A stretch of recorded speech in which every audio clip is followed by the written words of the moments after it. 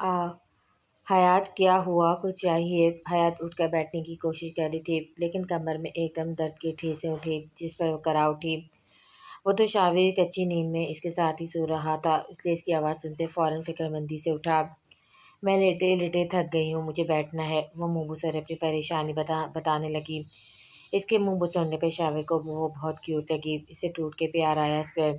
میں مدد کرتا ہوں، شاویر بیک گراؤنڈ سے ٹیک لگاتا، آہستہ سے اسے اٹھاتے اس کی پوچھ اپنے سینے سے لگاتے بٹھایا۔ اب ٹھیک ہے؟ دونوں ہاتھوں سے اس کے انتظار کرتے مسکرا کر پوچھا۔ جی، پوری رات ایک ہی کروٹ سے لیٹے رہنے کے بعد اب حیات کو کافی سکون مل رہا تھا۔ کہیں درد تو نہیں ہو رہا؟ اس نے فکر سے پوچھا تو حیات دھیرے سے مسکراتی نام میں سر ہلا گئی۔ شام میں کوئی کام کیسے کروں گی؟ حیات کو ایک اور فکر رہا کوئی۔ تمہیں کام کرنے کی کیا ضرورت ہے؟ گھر میں اتنے ملازم ہیں، وہ کام کریں گے اور تمہارا کام میں کروں گا۔ وہ محبت سے اس کے سر پہ بوسہ دیتے ہوئے بولا۔ آپ کو تو آفس بھی جانا ہوتا ہے، اس نے ایک اور مسئلہ پیش کیا۔ میں باس ہوں اور میں چھٹی کر سکتا ہوں، اس نے جیسے اس کی معلومات میں اضافہ کیا تھا جسے سمجھتے اس نے ہاں میں سر ہلایا۔ حیات تمہیں پتہ ہے میں اپنی زندگی میں کبھی نہیں ڈرا، لیکن کل تم نے مجھے ڈرا دیا تھا۔ اس کے کھلے بالوں میں چہرہ چھپائے سرگوشی میں بولا۔ وہ کیسے؟ وہ جانتی تھی وہ کیوں ڈر رہا تھا لیکن شاید اس کے منہ سے سننا چاہتی تھی۔ میں تمہیں کھونے کا سوچ بھی نہیں سکتا، لیکن کل ایک پل کے لیے میں ڈر گیا تھا۔ میں تمہیں اور اس نئے آنے والے وجود کو اب کھونے کا سوچ بھی نہیں سکتا۔ اس کی آواز میں نمی گھلی۔ شاید جب تک آپ ہیں تب تک حیات کو کچھ نہیں ہو سکتا۔ گردن گھماتے دائیں ہاتھ سے اس کے چہرے کو چھوتی مسکرا کر بولی، اور تم میری سانسیں ہو، اگر تمہیں کچھ ہوا تو شاویر مر جائے گا۔ وہ شدت بھرے لہجے میں کہتے حیات کو تڑپا گیا۔ شاہ پلیز ایسی باتیں نہ کریں، ابھی ہمیں ساتھ جینا ہے، اپنے بچے کے ساتھ زندگی کی بہت سی خوشیاں دیکھنی ہیں، ابھی ایک لمبی عمر پڑی ہے جو ہمیں ساتھ گزارنی ہے۔ اپنا ماتھا شاویر کے ماتھے سے ٹکائے بھیگی آواز میں بولی، انشاءاللہ۔ شاویر سکون سے آنکھیں مونتا مسکرا اٹھا۔ عائش آج بھی ابھی کے اٹھنے سے پہلے آفس آ گیا تھا۔ وہ جب سے آفس آیا تھا خود کو کام میں مصروف رکھنے کی پوری کوشش کر رہا تھا، لیکن دماغ ابیہ کی سوچ سے باہر ہی نہیں نکل رہا تھا۔ اسے بار بار ابیہ کا یقین سے بھرا لہجہ یاد آ رہا تھا، کتنے پیار، محبت اور یقین سے اس نے کہا وہ سمیٹ لے گی، اور وہ جانتا تھا وہ اس کے آگے بے بس ہو جائے گا، تبھی اسے زیادہ سے زیادہ نظر انداز کر رہا تھا، مگر جتنا وہ نظر انداز کرتا اتنا ہی اس کے دل و دماغ پہ سوار رہتی تھی۔ ابھی وہ کرسی کی پشت سے ٹیک لگائے آنکھیں بند کیے ابیہ کے بارے میں ہی سوچ رہا تھا۔ بدلے کی بیچ محبت آ رہی تھی جسے وہ بار بار پیچھے دھکیل رہا تھا۔ وہ اپنی سوچوں میں گم تھا جب فون بجنے کی آواز نے اس کی سوچوں کا تسلسل توڑا۔ فون اٹھا کے دیکھا تو اسکرین پر بے آب و تاب سے چمک رہا تھا۔ اس نے فون ٹیبل پر رکھا اور کرسی چھوڑ کر کھڑا ہوتا کھڑکی کے پاس آیا۔ وہ باہر کے مناظر میں خود کو مصروف کرنا چاہتا تھا لیکن بجتا فون اس کی ساری توجہ اپنی طرف کھینچ رہا تھا۔ ایک بار، دو بار، تین بار بج کے بند ہوا ہوگا لیکن اس نے مڑ کر نہیں دیکھا۔ جب کافی دیر بعد فون نہیں بجا تو وہ گہری سانس بھرتا، واپس اپنی جگہ پر آتا، کرسی پہ بیٹھ کے واپس پشت سے ٹیک لگائے آنکھیں موند گیا۔ ابھی سے بیٹھے کچھ ہی دیر ہوئی تھی کہ فون پھر بج اٹھا۔ اسے ماتھے پر بل ڈالے بغیر دیکھے کال یس کرتے کان سے فون لگایا۔ کیوں بار بار فون کر رہی ہو؟ اس نے سختی سے غصے بھرے لہجے میں پوچھا۔ عائش، اچانک امی کی طبیعت خراب ہو گئی ہے، میں نے ہاسپٹل لے آئی ہوں، پلیز آپ آ جائیں۔ دوسری طرف سے آمنہ کی روتی آواز سنتے ماتھے کے بل فوراً ختم ہوتے چہرے پر پریشانی آئی۔ کون سے ہاسپٹل میں ہوں؟ اس نے اٹھتے گاڑی کی چابیاں اٹھائی اور تیزی سے کمرے سے باہر نکلا۔ میں ایڈریس بھیجتی ہوں، آمنہ نے کہتے فون بند کر دیا تو وہ بھی لمبے لمبے قدم اٹھاتا پارکنگ کی طرف بڑھا۔ ٹون ٹون گاڑی میں بیٹھتی میسج ٹون بجی، وہ ہاسپٹل کا نام پڑتا تیزی سے گاڑی آگے بڑھا گیا۔ رانیہ فام کا رویہ تمہارے ساتھ کیسا ہے؟ ویسے تو مجھے تم دونوں میاں بیوی کے آپس کے معاملات کے بارے میں پوچھنا نہیں چاہیے، لیکن تمہاری شادی نارمل حالات میں نہیں ہوئی اور افہام کا سنجیدہ روپ کسی سے چھپا نہیں ہے۔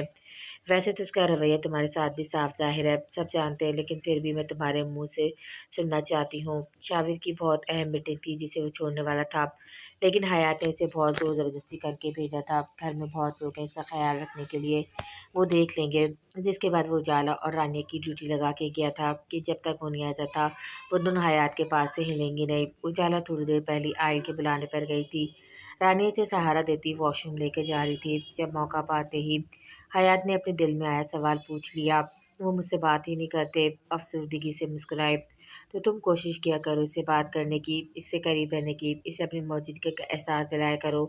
حیات نے بڑی بہنوں کی طرح سمجھایا، بھابھی میری موجودگی کو بھی ایسے نظر انداز کرتے ہیں جیسے میں کوئی فالتو شے ہوں جس کی موجودگی ان کی نظر میں کوئی معنی نہیں رکھتی۔ کہتے کہتے آواز روندی ہوئی، آنکھوں میں آنسو جمع ہوئے جسے آنکھوں میں دھندلاہٹ آئی۔ ایک دم صوفے میں پاؤں لگنے سے حیات کی ہلکی سی چیخ نکلی۔ سوری بھابھی، وہ ایک دم سے میری آنکھوں میں، سوری آپ یہاں بیٹھے ہیں۔ دھندلاہٹ کی وجہ سے جو کچھ سمجھ نہیں آیا اور حیات کا پاؤں صوفے سے لگ گیا۔ اس کی درد بھری چیخ پر رانی پریشانی سے بھوکلاتے بس رونے کو تیار تھی۔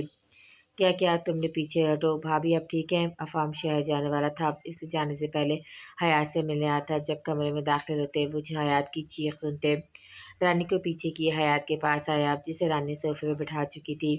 میں ٹھیک ہوں، حیات نے لب دبائے تکلیف برداشت کرتے مسکرا کر تسلی دی۔ اگر تم اسے سنبھالی نہیں جا رہی تو کسی اور کو بلا لینا چاہیے تھا نا، جب ذمہ داری لے نہیں سکتی تو لیتی کیوں ہو؟ افام مجھے پہلے ہی رانی سے چڑھتا تھا، اب جیسے اسے موقع مل گیا تھا اس پہ غصہ اتارنے کا۔ افام اس میں رانی کی کوئی غلطی نہیں ہے، وہ تو مجھے آرام سے نہیں، سے جان بوجھ کے کیا ہے، یہ میں جانتا ہوں۔ افام تیوری چڑھا حیات کی بات کاٹتے کہہ کے تن فن کرتا کمرے سے نکل گیا۔ کیا ہو گیا اسے، کیوں فالتو میں غصہ کر رہا ہے؟ حیات نے حیرت سے کہا۔ کچھ ہوا ہے کیا؟ ابھی میں نے لالا کو غصے میں کمرے میں جاتے دیکھا ہے۔ اجالا کمرے میں داخل ہوتی ناسمجھی سے پوچھنے لگی۔ کچھ نہیں، تم بھابھی کو واش روم لے جاؤ، میں افام کو دیکھتی ہوں، رانی آہستہ سے کہتی کمرے سے نکل گئی۔ وہ آہستہ سے کمرے میں داخل ہوئی تو افام اپنا بیگ پیک کر رہا تھا۔ میں مدد کروں؟ وہ اس کی مدد کے لیے آگے بڑھی۔ کوئی ضرورت نہیں ہے مجھے تمہاری مدد کی، اور جو تم کرنے کا سوچ رہی ہو تو ایک بات اپنے دماغ میں بٹھا لو نا، تمہاری بہن میرے لالا اور بھابھی کا کچھ بگاڑ پائی تھی اور نہ تم کچھ بگاڑ سکو گی۔ وہ شاید رانی کو بھی اس کی بہن جیسا سمجھ رہا تھا جب اس پہ اتنا بڑا الزام لگا گیا۔ افام یہ کہنا چاہتے کہ میں جان بوجھ کے بھابھی کو نقصان پہنچانے کی کوشش کر رہی ہوں؟ وہ افسوس سے خود کی طرف انگلی کرتے بولی۔ ہاں، وہ بیگ میں آخری شرٹ ڈھونستا اسے دیکھے بغیر سنجیدگی سے بولا۔ آپ غلط سمجھ رہے ہیں، میں بھلا ایسا کیوں کروں گی؟ اس نے بے بسی سے یقین دلانا چاہا۔ کیونکہ وہ تمہاری بہن ہے اور تم تو چاہو گی نا تمہاری بہن بھی اس گھر میں آ جائے تاکہ تم دونوں یہاں راج کر سکو۔ وہ طنزیہ مسکراہٹ کے ساتھ کہتا، بیگ لیے اس کے سامنے آ رکا۔ افام مجھے افسوس ہو رہا کہ آپ میرے بارے میں اتنی گھٹیا سوچ رکھتے ہیں۔ آنسو سے آنسو نکل کے بہہ نکلے۔ ایک پل کو افام کو لگا اس نے واقعی غلط بول دیا ہے، لیکن رانیہ کی اگلی بات نے اس کا دماغ گھما دیا۔ میں جانتی ہوں آپ صرف اس بات کا بدلہ مجھ سے لے رہے ہیں کہ میرا نکاح آپ سے ہوا، جبکہ میں نے یہ سب جان بوجھ کے نہیں کیا تھا، میں خود آپ کی زندگی میں شامل نہیں ہوئی تھی۔ ابھی نے کسی اور کو آپ پر فوقیت دی اور اسے نکاح کیا تو اس میں میری کیا غلطی تھی جو آپ اس طرح مجھ پہ بے بنیاد الزام لگا کر اس بات کا غصہ مجھ پہ اتار رہے ہیں؟ میں کب سے آپ کی بے رخی خود کی ذات کا نظر انداز ہونا برداشت کر رہی ہوں، لیکن میں اپنی ذات پہ جھوٹے الزام بالکل برداشت نہیں کروں گی۔ آخر میں بھی انسان ہوں اور اس کے ساتھ آپ کی بیوی بھی۔ کب تک آپ کی ناکام محبت کو غصہ خود پر اتارنے دوں گی؟ وہ جذبات میں آ کے جو منہ میں آپ بول گئی، یہ جانے بغیر کے سامنے کھڑے شخص کے بدن میں اس کی باتوں نے آنکھ لگا دی ہے۔ رانیہ، افام کا ہاتھ اٹھا تھا اور رانی نے ڈر کے مارے اپنی آنکھیں سختی سے میچی تھی۔ اس نے غصے سے اپنا ہاتھ ہوا میں روک لیا تھا۔ جب کوئی حرکت نہ ہونے پر رانی نے ڈرتے ہوئے آنکھیں کھولی اور اسی وقت اس کا بازو افام نے اپنی بازو کے میں جھگڑا تھا۔ آئندہ بولنے سے پہلے سوچ لینا، ورنہ آج تو میں نے خود پہ قابو پا لیا ہے پر اگلی بار شاید نہ رکھ پاؤں۔ اس کی پکڑ اتنی سخت تھی کہ رانی کو اس کی انگلیوں پر اپنے بازو بوس ہوتے ہوئے محسوس ہو رہی تھی۔ درد سے آنسو بہہ نکلے تھے۔ افام نے اس کے چہرے کے قریب چہرہ کیا، ہر ایک لفظ چبا چبا کے کہتا، جھٹکے سے اس کا بازو چھوڑتے بیگ لیے تن فن کرتے کمرے سے نکل گیا۔ اس کے جاتے رانی اپنا بازو پکڑے سے سک اٹھی۔ یہ ایک بہت ہی چھوٹا سا اسپتال تھا، آج ریسیپشن سے پوچھتے ایمرجنسی وارڈ کے پاس آیا تھا جہاں اسے سامنے آمنہ ٹہلتی دکھ گئی تھی۔ امنہ کہاں ہے اماں؟ کیا ہوا انہیں؟ کیسی ہے وہ پریشانی سے اس کے پاس آتے ایک ساتھ کئی سوال کر گیا۔ اندر ایک ڈاکٹر کچھ بتا نہیں رہے، کیا ہوا پلیز آپ جا کے پوچھے نا، آمنہ نم آواز میں بولی۔ تم فکر نہیں کرو، ڈاکٹر باہر آتے ہیں تو میں پوچھتا ہوں۔ کیا تم اماں کو یہاں کیوں لائی ہو؟ کس اچھے ہسپتال لے کے جانا چاہیے تھا نا، اسے تسلی دیتے ہسپتال کی خراب حالت دیکھتے ہوئے کہا۔ اماں اچانک بے ہوش ہو گئی تھی تو مجھے کچھ سمجھ نہیں آیا اور میں انہیں جلدی جلدی میں یہیں قریبی ہسپتال لے آئی، وہ گھبرائی ہوئی سی بتانے لگی تو سمجھ کے سر ہلا گیا۔ کچھ دیر بعد ڈاکٹر باہر آئے تو دونوں جلدی سے ان کی طرف لپکے۔ ڈاکٹر کیسی ہے میری امی؟ آمنہ نے بے چینی سے پوچھا۔ آپ لوگ میرے ساتھ آئے، مجھے کچھ بتانا ہے۔ ڈاکٹر سنجیدگی سے دونوں کو دیکھتی آگے بڑھ گئی تو دونوں بھی اس کے پیچھے ہو لیے۔ بیٹھیے۔ کیبن میں آتے ڈاکٹر اپنی کرسی سنبھالتی ان دونوں سے بولی تو وہ بھی پریشانی اور گھبراہٹ سے بیٹھ گئے۔ میں اب جو آپ لوگوں کو بتانے جا رہی ہوں پلیز اسے حوصلے سے سنے گا۔ زینب آنٹی یہاں کافی پہلے سے آ رہی ہیں اور ہم سے علاج بھی کروا رہی ہیں۔ ڈاکٹر نے بات کا آغاز کیا۔ علاج کس چیز کا؟ عائشہ نے تان سمجھی سے پوچھا۔ میں جانتی ہوں انہوں نے آپ لوگوں کو کچھ نہیں بتایا اور میرے بار بار کہنے پہ بھی کہ وہ اپنے گھر والوں کو اپنی بیماری کے بارے میں بتا دے، لیکن وہ ہمیشہ منع کرتی تھیں، مگر ہم مزید نہیں چھپا سکتے کیونکہ ان کے پاس اب وقت بہت کم ہے۔ ڈاکٹر کے کہنے پر وہ دونوں چونکے۔ ڈاکٹر آپ صاف صاف بتائیں انہیں ہوا کیا ہے؟ آمنہ کی پریشان صورت دیکھتے عائشہ نے پوچھا۔ جب اس کا دل اپنا بہت گھبرا رہا تھا۔ انہیں برین ٹیومر ہے۔ ڈاکٹر کے بتانے پہ آمنہ عائشہ دونوں ساکت ہو گئے۔ یہ آپ کیا بول رہی ہیں؟ ایسے کیسے ہو سکتا ہے؟ میری امی تو بالکل ٹھیک ہے۔ آمنہ کی آنکھوں سے آنسو نکلے۔ میں ٹھیک بول رہا ہوں، ان کی لاسٹ اسٹیج چل رہی ہے، بہت کم وقت بچا ہے ان کے پاس۔ ڈاکٹر کے بتانے پہ آمنہ منہ پر رکھ کے سسک اٹھی۔ آمنہ تم فکر نہیں کرو، میں اچھی سے اچھا علاج کرواؤں گا اماں کا، ضرورت پڑی تو معمول سے بھی باہر لے کر جاؤں گا، انہیں کچھ نہیں ہونے دوں گا۔ آمنہ کی بگڑتی حالت دیکھتے عائشہ نے تسلی دی۔ ہم جانتے ہیں ہمارا اسپتال چھوٹا ہے، اس لیے آپ کو لگ رہا ہے کہ یہاں ٹھیک علاج نہیں ہوتا، لیکن ہم بھی ڈاکٹر ہیں، ہم نے بھی پڑھائی کی ہے، ہم جانتے ہیں ہر بیماری کے بارے میں۔ آپ چاہے تو اپنی تسلی کیے، انہیں جہاں چاہے لے جائے، لیکن ان کے بچنے کے کوئی چانسز نہیں ہیں۔ اس وقت میں بس یہی کہوں گی کہ آپ انہیں خوش رکھیں، شاید جہاں وہ 2 ماہ جئیں گی وہاں خوش رہنے سے 4 ماہ بھی جی سکتی ہیں۔ ڈاکٹر نے سمجھایا تھا۔ کیا ہم اماں کو گھر لے جا سکتے ہیں؟ عائشہ نے سر ہلاتے پوچھا۔ جی آپ لوگ لے جا سکتے ہیں، اور جو دوائیاں وہ کھا رہی ہیں وہی کنٹینیو کرنی ہے، ڈاکٹر نے پروفیشنل انداز میں کہا۔ عائش امی آمنہ سے بولا ہی نہیں کیا، اپنی ماں کو کھونے کا سوچتے اس کا دل پھٹ رہا تھا۔ تم فکر نہیں کرو، سب ٹھیک ہوگا، عائش اسے تسلی دیتا اپنے ساتھ لیے کیبن سے نکل گیا۔ ساری فارمیلٹیز پوری کر کے وہ لوگ کرنے کے بعد وہ لوگ زینب بیگم کو گھر لے آئے تھے۔ اس وقت وہ لوگ زینب بیگم کے گھر میں موجود تھے۔ آمنہ ان کے ساتھ لگی آنسو بھائی جاتی تھی، جبکہ عائش خفی سے بیٹھا تھا۔ بس کرو آمنہ، ابھی میں زندہ ہوں، زینب بیگم نے شرارت سے کہا تو اس کے رونے میں اور شدت آئی۔ بہت اچھا لگ رہا ہے نا آپ کو ہم سب کو یوں پریشان کر کے، پہلے کیوں نہیں بتایا ہمیں اپنی بیماری کے بارے میں؟ عائش خفیہ بھرے انداز میں بولا تو وہ مسکرا دی۔ بیٹا میں جانتی تھی کہ میں بس چند دن کی مہمان ہوں، تو سوچا تم لوگوں کو کیوں پہلے سے پریشان کروں، اور ایسے بولے جیسے یہ بہت عام سی بات ہو۔ اماں اگر آپ پہلے سے بتا دیتی تو نوبت یہاں تک نہ آتی، میں بہت اچھی جگہ سے آپ کا علاج کرواتا، عائش نے بھیگے لہجے میں کہا۔ زینب بیگم نے اسے ہمیشہ ماں کی طرح پیار دیا تھا اور اپنی ایک ماں کو کھو چکا تھا، اب دوسری نہیں کھونا چاہتا تھا۔ آمنہ بیٹا مجھے بھوک لگ رہی ہے، کیا تم میرے لیے یخنی بنا دو گی؟ عائش کی بات نظر انداز کرتے وہ بہت پیار سے آمنہ سے بولی۔ جی امی۔ آمنہ بامشکل آنسو روکتی کمرے سے نکل گئی۔ عائش مجھے تم سے بہت ضروری بات کرنی ہے۔ آمنہ کی جاتی ہی وہ اصل بات پر آئیں۔ جی بولیے، عائش نے احترام سے ان کا ہاتھ پکڑا۔ عائش میں جانتی ہوں بات تھوڑی عجیب ہے، یہ شاید اس وقت عجیب لگ رہی ہے جبکہ تم شادی شدہ ہو، لیکن میں کیا کروں، میرے پاس اس کے علاوہ اور کوئی راستہ نہیں ہے، ایک تم ہی ہو جس پہ میں بھروسہ کر سکتی ہوں، وہ رسان سے بولی۔ اماں جو بات ہے آپ بلا جھجک کہہ دیں۔ عائشہ ان کے ہاتھ پہ پکڑ تھوڑی مضبوطی کرتا انہیں یقین دلا رہا تھا کہ وہ ان کے ساتھ ہے۔ بیٹا مجھے اپنی کوئی فکر نہیں ہے، ایک نہ ایک دن تو مجھے جانا ہی تھا، لیکن مجھے آمنہ کی فکر ہے، میرے جانے کے بعد اس کا کوئی نہیں ہوگا، اس لیے میں چاہتی ہوں کہ تم میرے جیتے جی میری بیٹی سے نکاح کر لو، اسے اپنی بیوی بنا لو تاکہ میں سکون سے مر سکوں۔ اب چاہے اسے تم میری آخری خواہش بھی سمجھ سکتے ہو، ان کے لہجے میں التجا تھی۔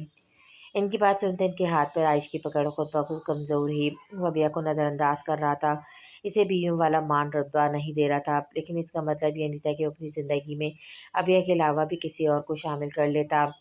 ان کی بات سنتے عائش کو چپ لگ گئی تھی، اسے بس سمجھ نہیں آتا کہ وہ انکار کرے یا نہیں، وہ ابیہ کے علاوہ کسی کے بارے میں سوچ بھی نہیں سکتا تھا، لیکن سامنے چند دن کی مہمان جو اس کی ماں جیسی تھی، یہ ان کی آخری خواہش بھی تھی۔ عائش بیٹا بولو، اپناؤ گے نا میری امنہ کو؟ انہوں نے آس بھرے نگاہوں سے دیکھا۔ آپ اپنا خیال رکھیے گا، میں کل پھر آؤں گا ملنے۔ عائش کو ان کی آس بھری آنکھوں میں نہ دیکھ سکا، اس لیے ان کا ہاتھ چومتے اٹھ گیا۔ عائش تم نے جواب نہیں دیا۔ انہوں نے اس کے خوبرو چہرے کو دیکھا جہاں پریشانی صاف واضح تھی۔ میں آپ کو سوچ کے بتاؤں گا، اپنا خیال رکھیے گا، چلتا ہوں، وہ کہہ کر رکھانی سیدھا کمرے سے اور پھر گھر سے نکل گیا۔ دماغ میں ایک بار پھر ایک اور جنگ چھڑ گئی تھی، جہاں سوال ابیہ کا تھا وہی اس عورت کا بھی تھا جس نے ہمیشہ ایک ماں کا پیار دیا تھا، اسے اپنے ہاتھوں سے نوالے بنا بنا کر کھلائے تھے۔ باہر کی کھلی فضا میں آتے اس نے آسمان کی طرف دیکھتے سکون کے لیے گہرے گہرے سانس لیے، لیکن اب تو جیسے سکون اس کی زندگی میں تھا ہی نہیں، اس کی زندگی کا اصل امتحان تو اب شروع ہوا تھا، جس میں اسے ایک درد بھرے راستے سے گزرنا تھا۔ کچھ دن بعد افام جب سے شہر گیا تھا وہ پوری حویلی میں اداس اداس گھوم رہی تھی۔ افام کے ساتھ اب پہلے والی رانیہ بھی کھو گئی تھی۔ اس کی ہنسی مسکراہٹ بہت کم ہو گئی تھی۔ بے شک اس نے افام کے ساتھ کم وقت گزارا تھا، اور جو وقت گزارا تھا اس میں ایسی کوئی یاد نہیں تھی جسے یاد کرتے وہ افام کو مس کرتی۔ یہ پر پھر بھی ہوا تو نکاح تھا نا، اس کی بیوی تھی، اور وہ اور نکاح کے بعد اسے افام اپنے دل کے قریب قریب لگنے لگا تھا۔ لیکن اس نے کبھی رانی سے ٹھیک سے بات نہیں کی تھی۔ جب بھی دیا تھا درد ہی دیا تھا، پھر بھی رانیہ اسے اپنے دل میں جگہ دے بیٹھی تھی۔ آج افام کو گئے ایک ہفتہ ہو گیا تھا، اور یہ ایک ہفتہ اسے کتنی مشکل سے گزارا تھا یہی وہی جانتی تھی۔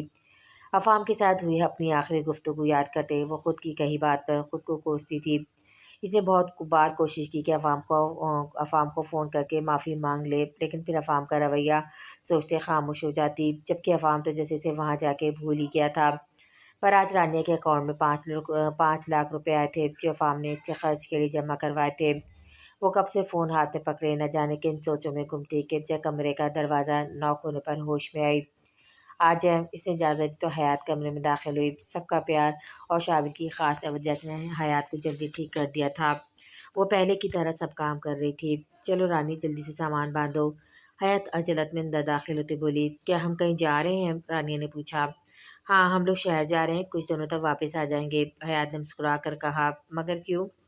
رانیہ نے حیرت سے آنکھیں چھوٹی کی۔ کیونکہ میرا دل کر رہا ہے جانے کا، اس لیے میں جا رہی ہوں، اور تم یہاں رہ کر کیا کرو گی؟ ہر وقت حویلی میں رہتی ہو، تھوڑا گھومو گی پھرو گی تو اچھا لگے گا، وہ سمجھانے والے انداز میں کہتی صوفے پہ بیٹھ گئی۔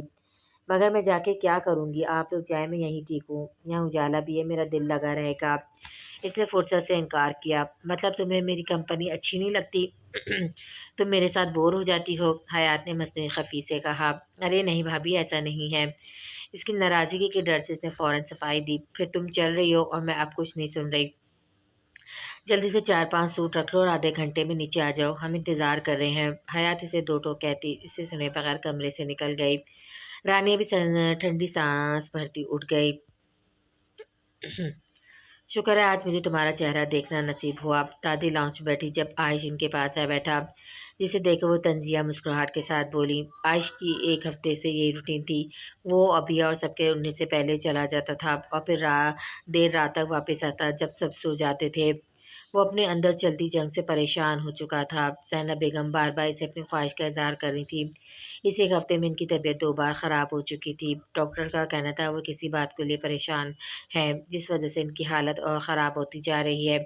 اگر ایسے ہی رہا تو یہ 2 ماہ کی جگہ 1 ماہ میں بھی رخصت ہو سکتی ہیں۔ ڈاکٹر کی اس بات پر عائش اور پریشان ہو گیا تھا۔ اسے کوئی راستہ نظر نہیں آ رہا تھا، اس لیے ایک فیصلہ کرتا دادی کے پاس آیا تھا۔ لگتا ہے آپ مجھ سے ناراض ہیں، وہ ان کے کندھے پر سر رکھتے بچپن کی طرح انہیں منا رہا تھا۔ تو کیا نہیں ہونا چاہیے؟ تم صبح بھی اپنی شکل دکھا کے نہیں جاتے اور رات کو بھی دیر سے آتے ہو۔ آج وہ اپنے دل کی بھڑاس نکال رہی تھی۔ سوری دادی، کام بہت ہے نا آج کل، اس لیے ایسا ہو رہا ہے، اس نے بہانہ بنایا۔ میں سب جانتی ہوں کتنا کام ہے۔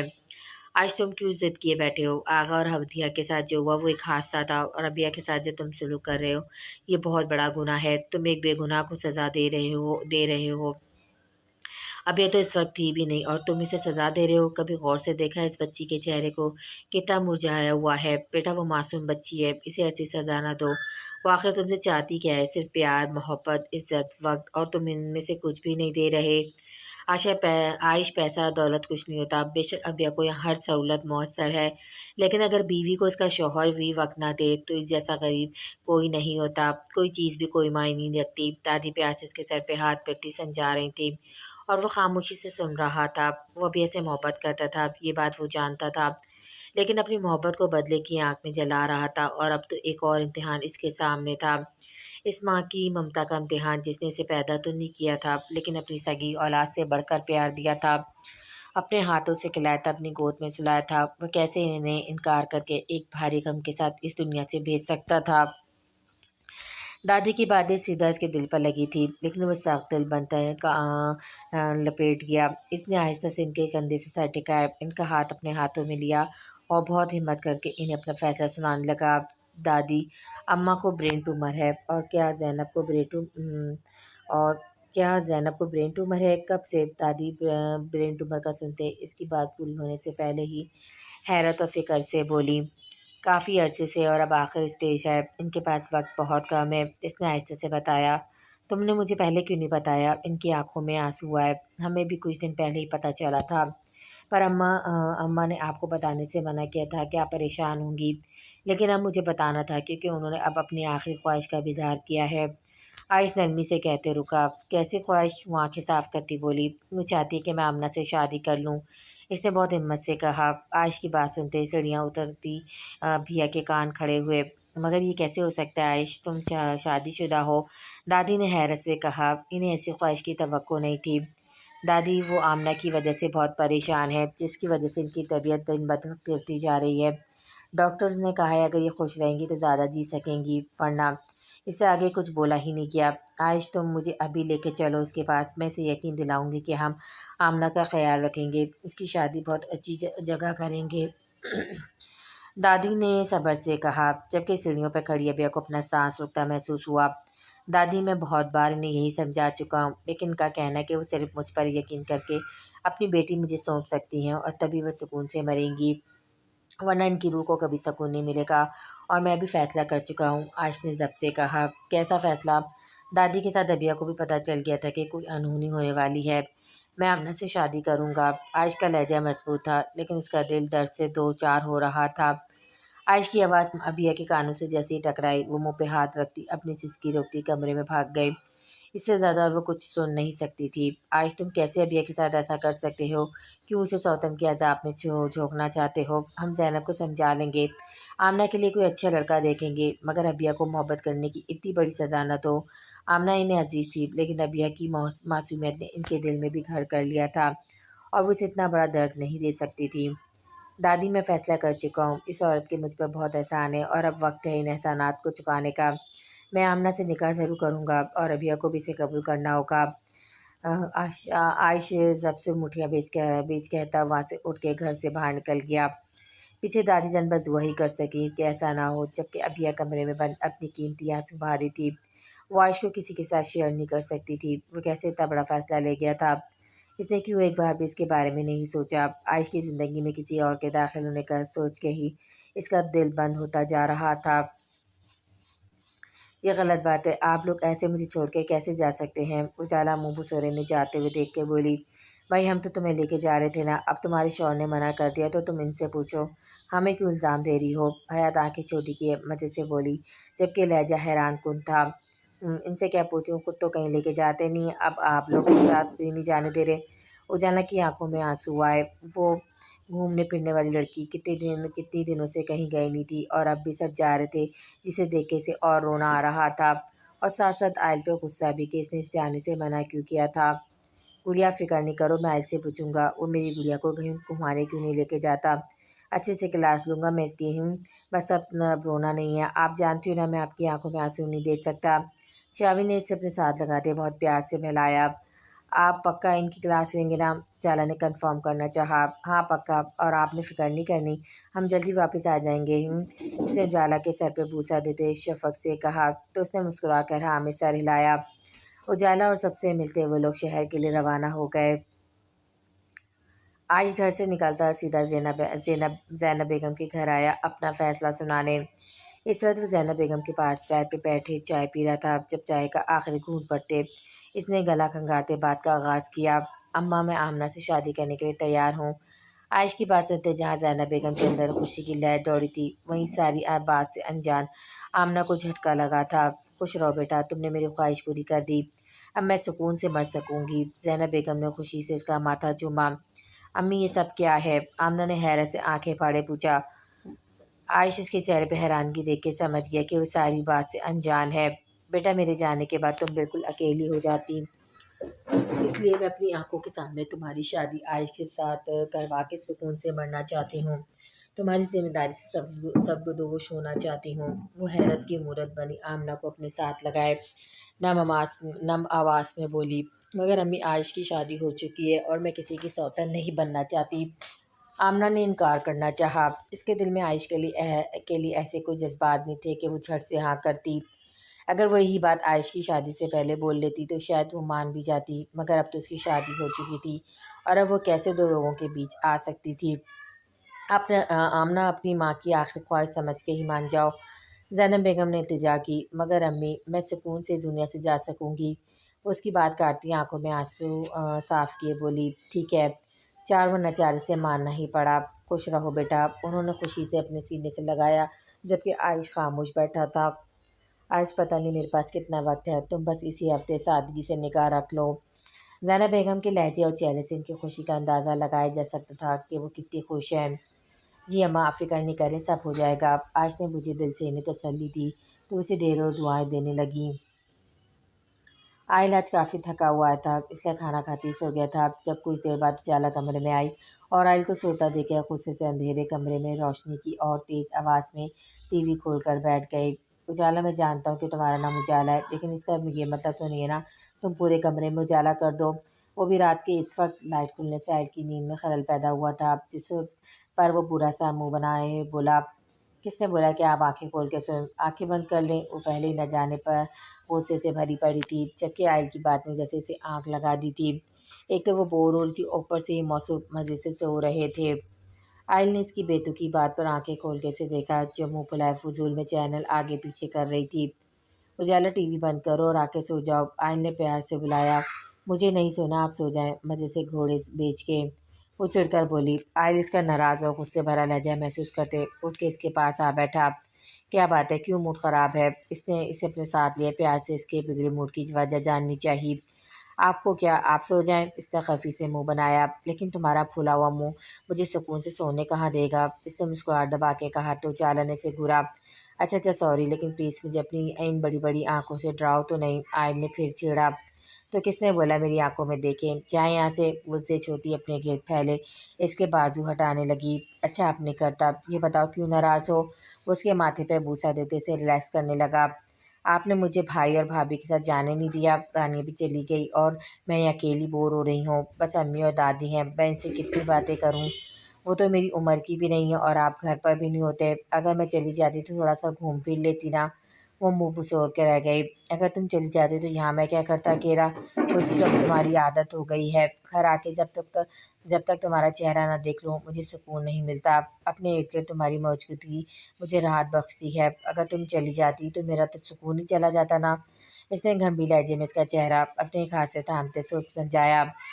اس کی بات سنتے اجالا کچھ کہہ بھی نہ سکی اور مسکرا کر نظریں جھکا گئی۔ اجالا، میں جانتا ہوں تم گھر میں رہ کے بور ہو گئی ہو، لیکن فکر نہیں کرو، میں تمہیں بہت جلد گھمانے کے لیے لے کے جاؤں گا۔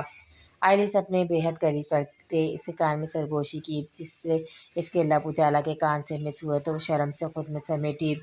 اچھا چلیں اب سوتے ہیں، نیند آ رہی ہے مجھے، اپنی گردن پہ اس کے ہونٹوں کا لمس محسوس کرتے گھبرا کر بولی۔ تم میری نیند اڑا چکی ہو اور میں تمہارے ہوش اڑانے کا ارادہ رکھتا ہوں۔ وہ کہتے سمجھنے کا موقع دیے بغیر اسے اپنے باہوں میں بھرے بیڈ کی جانب بڑھ گیا۔